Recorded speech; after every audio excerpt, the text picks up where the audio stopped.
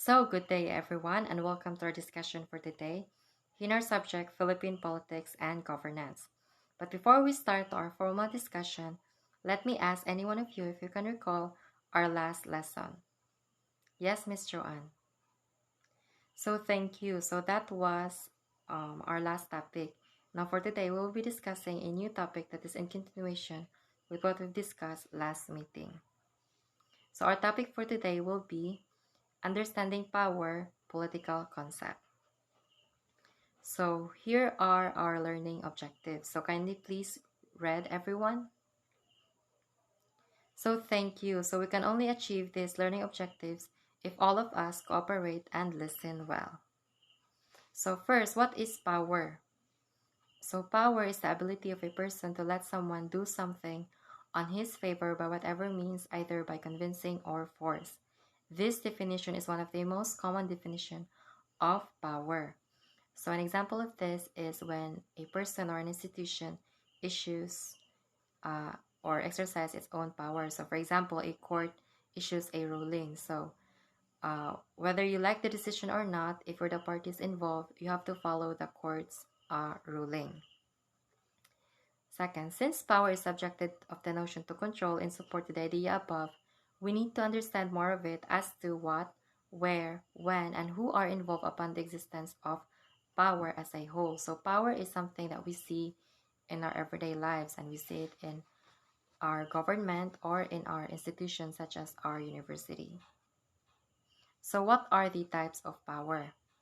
So first is economic power. It refers to the measurement of the ability to control events by virtue of material advantage. So when we say economic power, it usually involves wealth. So if you have a lot of wealth, then you can exercise a lot of power and you can have a lot of agency in your life. Next is social power, based on informal community opinion, family position, honor, prestige, and lifestyle. So social power can also be related to soft power. We can see this when many influential people such as celebrity or a, a professor or famous professor try to sway public opinion by through their influence or through their prestige or honor. Next is political power. So this can also be related to hard power, based on relationships to the legal structure or party affiliation. So political power, we can see this in our government institutions when it exercises its power in order to make rules or policy that will help its citizen. So what are the sources of power?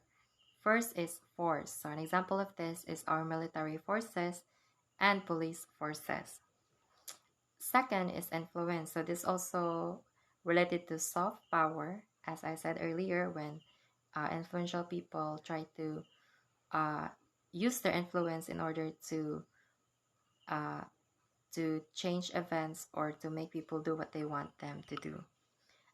Third, lastly, is authority. So an example of this is our very own government. But before we proceed, so that is all for our topic for today. But before we proceed to our activity, I want to ask any of you if to share what they've understand about our topic for today. Yes, Miss Fritzy. So thank you. So my second question is, who can share or have an idea where they've witnessed power exercise in our daily living? Yes, Miss Kathy. So thank you. So finally, who can make a generalization about what we've discussed today? Yes, Miss Ella. So thank you. So all of your answers are very insightful and very, very helpful in making yourself and your fellow classmates understand what we've discussed today. So here is your activity. So write an essay about how to use power to help our community. So that is a unrestricted essay, and you can write as long or as short as you want. So you may pass it at the end of this period. So thank you everyone and have a good day.